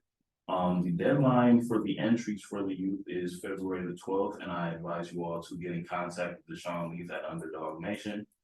Also, this past Sunday, Councilmember McLean and I were invited by a David Kennedy to the American Legion over there on E-Course to judge an oratory tournament. I would have to say that if I was able to speak as well as those high schoolers spoke, those two high schoolers spoke on Sunday, I would be well far in life. They spoke amazingly, and just the understanding that they had to remember a whole 10-minute speech, then remember 4 other potential speeches is just crazy. It was amazing. I want to give a big shout out to Wisdom Walker. She actually won the oratory tournament, so I want to give a huge clap up to her. Yeah, and I'm actually excited to potentially go and judge in Lansing when they do the states. That'd be kind of cool. Lastly, I'd like to speak to an event I attended at the Park Ridge Community Center. I believe it was 2 Saturdays ago. It was a Brotherhood Circle. Our good brother over here, he organized that, and it's actually beautiful to see all the elders from the community link up with the youth in the community and give them advice whatever they had questions on, lead them in the right direction, because if we don't lead them in the right direction, they're gonna go the wrong way. So I like to see more of that happening. I will definitely be in attendance more often. And that's all I really got. Our good brothers, Anthony Williamson. I'm sorry. Folks online can't see the I'm audience, sorry. so it's all right, they can't see the audience, so thank you so much. Thank you, Councilman Tucson. Absolutely. All right, my business, well, you know, lots of the things I was gonna say, my colleagues have said. So I really appreciate it. I appreciate the support and the feedback. My goal is to always be respectful and diplomatic, no matter the communication, right? Whether someone agrees with me or us or not. I will always show respect, even if we don't get it in return. I will, again, happy Black History Month. Just want to share that I was invited to participate on a panel this month at the, I want to say second annual Michigan Black Summit. And I was asked to sit on a panel with 3 other Black mayors from Michigan to discuss African-American leadership in the state of Michigan. And so I'm really excited and honored to have been asked to do that out in Benton Harbor later this month in celebration of Black History Month. So I just got the finalized flyer, so I plan to share that with all council. It's open to everyone. So if folks want to participate or come out, I will offer those dates and send them out to everybody. And I'm really looking forward to it. I think that it's really important in any space to talk about what this experience has been. Not just to share like my personal experience, but also to let folks in the communities know what this feels like and looks like. Because there's a lot of people who are question if this type of work is for them. Do they have the capabilities or capacity to serve in elected in public office? And if no one, lends a hand to talk about what the experience is like, the good, the bad, the ugly, the indifferent, we may lose voices that can be really beneficial and powerful in some of these spaces. And so I've always had the intention to open a door, create opportunity, and to empower and uplift others to participate.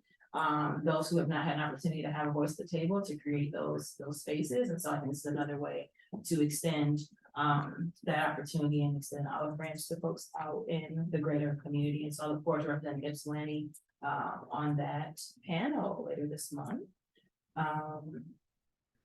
Yeah, everything else I was gonna say, was already said. So city manager, thank you. I just have a couple of things. First, the community services director position has been posted. We've gotten a handful of candidates to review. That posting does close next week, so we hope to move quickly on that. Second, and this kind of ties in one of the public comments. we have received a request for incentive for a brownfield for the project at the Centennial Building. The developer has asked that a resolution come forward and approve the brownfield contingent upon the approval of the DDA, since it will capture TIP. The DDA would need to sign off on that, and I believe that is going in March, and then also contingent on the CBA process.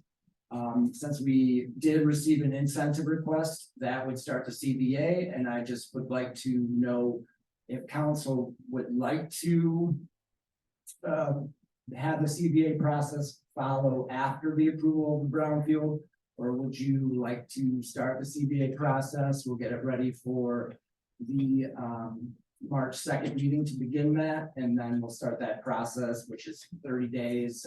We have to notify all the surrounding neighbors and have that first community meeting, and then 2 weeks later appoint the CBA committee, and then move on from there. So that's really up to council. That's not a decision that I was going to make. I will say that the brownfield does go to the BRA this week. Staff has not seen the brownfield plan yet, and I don't believe the county has either. But I'm just kind of curious of council's pulse on that. If they would prefer just start the CBA process at the first meeting in March, or they would like to think of a resolution to allow it to take place following approval of the brownfield. Councilmember Simmons? So just a question about the timeline for that, because he was saying something about the month, there was some concern about when the money would have to go back to the state. So we met with the MEDC, and those funds should be available until July at the latest. So we talked that between May and July. And that would be for when they would need to know that they could move forward with, what would be the thing that would be, they could. So that would be when they need to have this, not necessary. This actually would not affect that. It would be the MEDC is more concerned with financing. So, and that would be going to July. Oh, so you're saying like our process doesn't impact. It would not impact the MEDC funds. So they have till July, that's To line up the financing. the line of the financing, not the spending. Not the spending. Yeah. So, is there a vibe on if folks would like to start the CBA process prior to the brownfield? Just with the request. With the request? And I will say that they are also going up for a site plan review. Is it this week or next? February 20th. 21st. So that will be planning. They did have a study meeting with the HDC. And then there is also that outstanding issue with the easement that would need to be resolved. And if the DDA does not approve it, it would essentially kill the brown. And that's February 17th or the 21st? I heard February 21st. Yes. Is both the DDA and the plan. The DDA, I believe, is in March, right? Yeah, so they would have to come to our operations and finance next month, and the March meeting is the third Thursday. The third Thursday, yeah. The 21st. Is that what the day? And so would it make sense for us to start the kick off the CBA process before the DDA votes? See, that again would be an issue, because if we do start that process and then the DDA doesn't approve it, then essentially we created the committee for that. Does it create any issue like in timeline? So if we wait until after that, this is not attached to what they were concerned about with MEDC, so we should be Right, okay. yeah, they're just, the MEDC told us that they would be interested in the financing.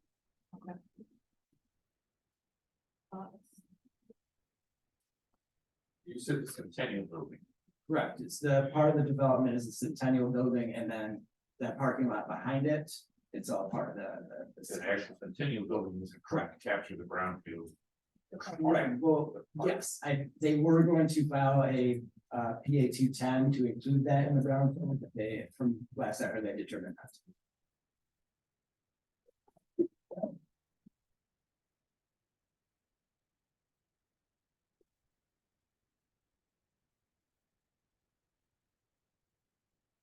So.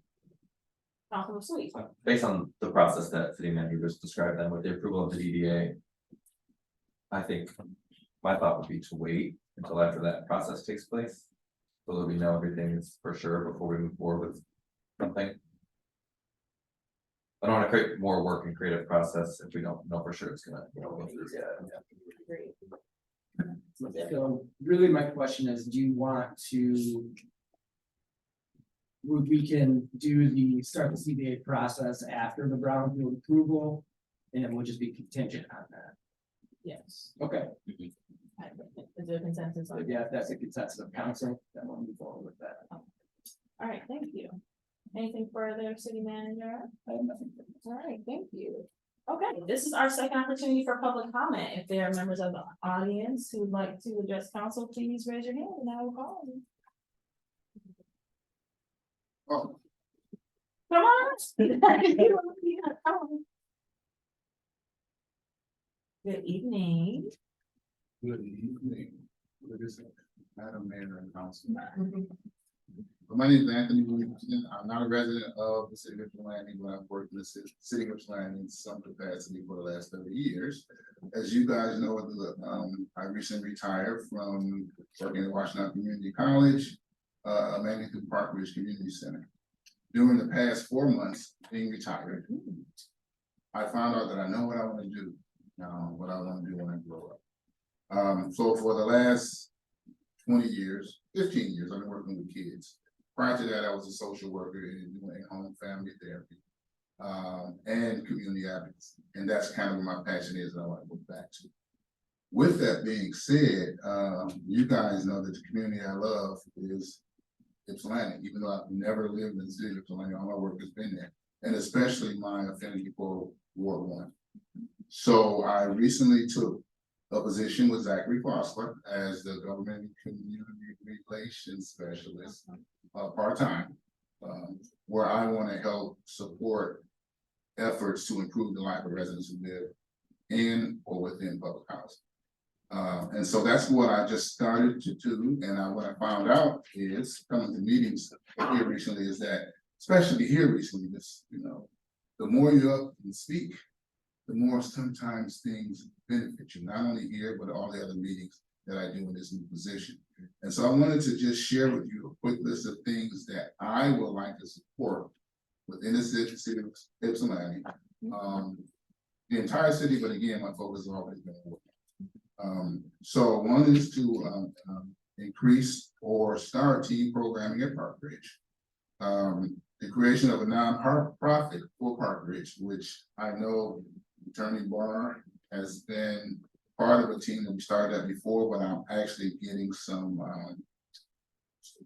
momentum in getting those things done. But I want to find out if that's something that the city is still interested in. Back then they were, I don't know if they still are. The parking lot between YHC and Park Ridge. I don't know, it's always been a conversation of whose parking lot it is, but parking lot is atrocious. So I don't know how we can collectively work to get that repaired, but I think that's something that's important. The expansion of Park Ridge. Although there's going to be a community center in Willow Run area, I don't think that community center is going to be a catch-all for all young people who want to do programming, who wants to have after-school recreation program. And I think that from some of the work we've done in the past, that Park Ridge would be a great opportunity for some development and some expansion and some partnerships between public housing and the city, I think might move that. What else? Other thing, okay. And then the last I would say is, can we talk about the contract between the city of Ypsilanti and WCC? Thank you. Is there anyone else in the audience who would like to address council? Anyone on Zoom? Anyone attending the meeting on Zoom would like to make comment, please raise your hand now. You'll have 3 minutes to address. No hands are raised. Oh, never mind. Oh, okay. David, I'm gonna allow you to speak. You'll have 3 minutes. Good evening. David? Hello? David, you're muted, so we can't hear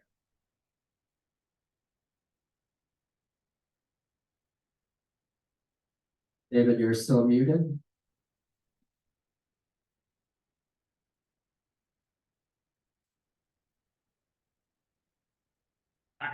Oh. Sorry, I'm David. Okay. Hi, David. I'm walking over here now. Okay. Oh, Let's make sure I get. okay. Hello. Hi. You can come to the podium. Okay, podium. Yeah. Good evening. Hi. Hi. You guys can hear me? Yeah.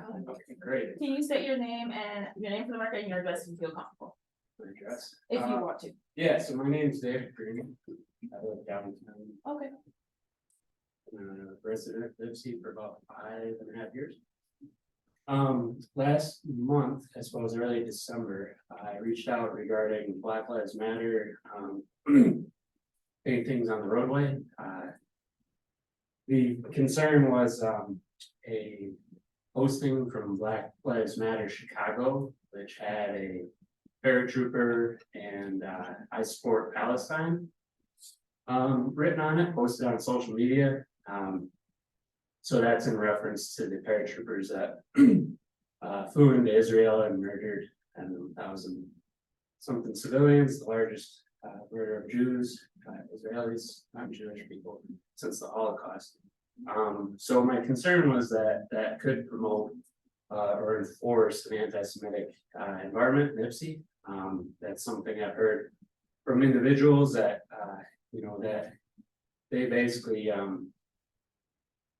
don't know, it's a concern for me that that can create an unsafe environment for people. Another piece on it is that it is associated. It kind of ties together with the chief of police here. With regards to defund the police, I believe BLM is tied to that type of sentiment, the sense of police officers are bad. And I think right now, as far as a community, with regards to work staff and your police officers, I think that we should depoliticize, I suppose, the public space in Ypsi. So that when somebody looks at Ypsi from Google Maps, they see a community that comes together and says, all right, hey, we support our police, we support the safety of our community over politics, over politicized markings and ideas. So my other mention there is that the suggestion would change the Black Lives Matter to All Lives Matter. You can do that by taking away the BLA. I suppose you leave the A, and you can turn the C and the K to L without much of an issue. I previously reached out to the Washtenaw Road Commission regarding the painting. I think it's on 2 streets over or so. My concern there is that basically you don't know if it's a one-way or not. You don't know. I mean, with all the one-ways in Ypsi, you don't know if it's a one-way because there's 2 yellow lines that are blocked. Thank you. So, Thank you very much. yeah, thank you for patience with me running in here. So, Thank you. Is there anyone else who would like to address council? Oh, good evening. Good evening, Mayor, City Council. I just want to come in here and introduce myself. We haven't met yet. My name is Thomas Cook, working with the city for a little over 2.5 years. And I've worked very closely with Andrew Linga. I just want to echo that think he's an amazing leader for our community. I also wanted to welcome you, Patrick McLean. Lucky to have you on council, especially everyone who's so passionate about this community. I'm also a resident of Ward 1, care about this place a lot. And just want to echo some other public comment. I'm going to do my best to attend more meetings in person. So thank you so much. Thanks, Tom. Thank you. Anyone else who would like to address council, whether in the room or on Zoom? Anyone on Zoom like to make a comment? Please raise your hand now. No hands are raised. Thank you. Thank you all for a very productive meeting. The meeting's adjourned.